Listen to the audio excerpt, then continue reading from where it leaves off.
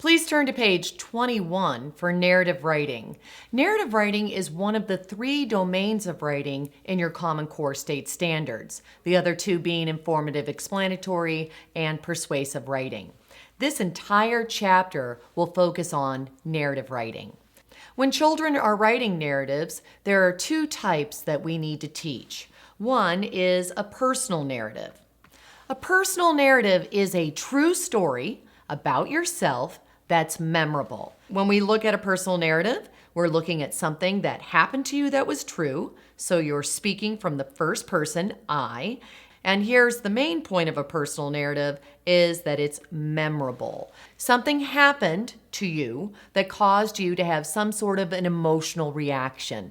Something happened that made you happy, sad, angry, so it was memorable. And that's why you're telling the story.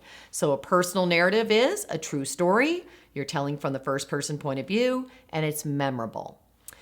The other type of narrative is an imaginative narrative.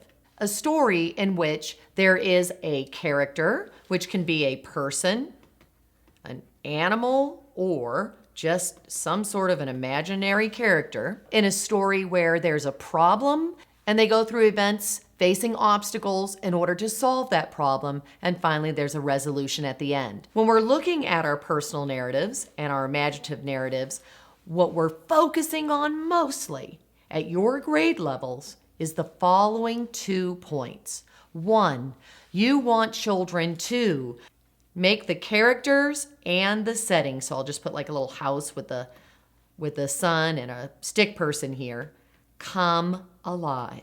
We don't want flat characters. We want characters that seem real. Another part of the narrative to focus on are events in the story. The actions and reactions, we want to develop those so that they're more sophisticated. We know that we have a personal narrative, an imaginative narrative, but in both we want the setting and character to come alive, and we want to work on the events in the story, the actions and reactions with sophisticated sentences. How do we do this? I have developed 2 major parts to narrative writing. One is introductory lessons, and the second are the writing lessons. Let's go to the introductory lessons first. From day 1, start with these introductory lessons. These are lessons in which you're going to develop exactly what I talked about up here, making the characters and setting come alive and working on the events, the actions and reactions. And how we're going to do that is through 2 real dynamic and fun activities, and those are movie scripts and come alive boxes. The movie scripts are going to focus on the actions and reactions, the events of a story.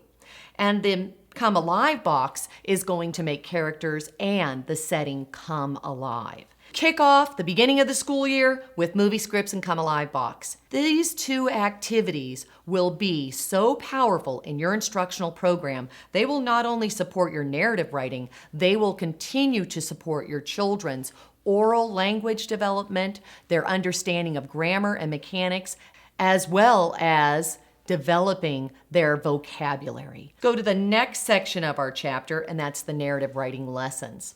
When you have done many movie scripts and come alive boxes, as you go to these writing lessons, and what you will see is we have stages 6, 7, and 8. With grades 4, you'll be working on lessons 6 and 7, and grades 5 and 6, you'll be working on lessons 6 through 8. If I was a 6th grade teacher, I may start with stage 6, or I may start with stage 7 or go right into stage 8. It always depends on the level of the students in my classroom. Remember, the stages build and keep adding more skills.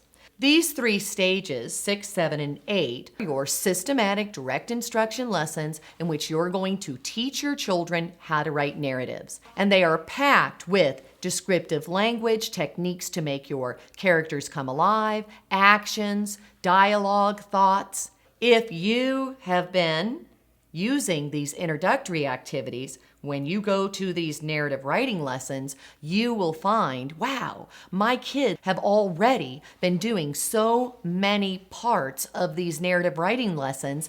It's going to be much easier for the children, and they've had many repetitions and practice with parts of the narrative so that they're much more successful, and you're not telling or giving them so much information with the narrative. Because that's what happens as you head up into your upper grade levels. Your children are required to write stories where their characters and their setting come alive, and they have some sort of a conflict in which they're going through actions to try to solve that conflict with a resolution at the end. Well, that, first of all, just that structure alone is rather complex for a child to write. But at the same time, to go into each one of those elements and try to explain to children how to write each one of those elements at a higher level, it becomes overwhelming in your instruction. You start to feel like you're giving them too much information and they freeze up. Which is why I developed these movie scripts and Come Alive boxes, so they can develop those techniques and hone in on them so that they understand how they work and can independently, and in this case, write a movie script in a Come Alive box, so that when they get to those stages 6, 7, and 8, they can take those skills and apply them to their narrative writing. So these introductory lessons and narrative writing lessons, they all go together. We're going to head into our chapter and we'll begin with our introductory lessons. I'll start with the movie scripts. And the reason for that is we want to start with just the actions of a story, the events of a story, isolate those for our students, and then go back and talk about how at the beginning of a story we can make it come alive with a Come Alive box. So let's begin with our movie scripts and move on with our Come Alive boxes.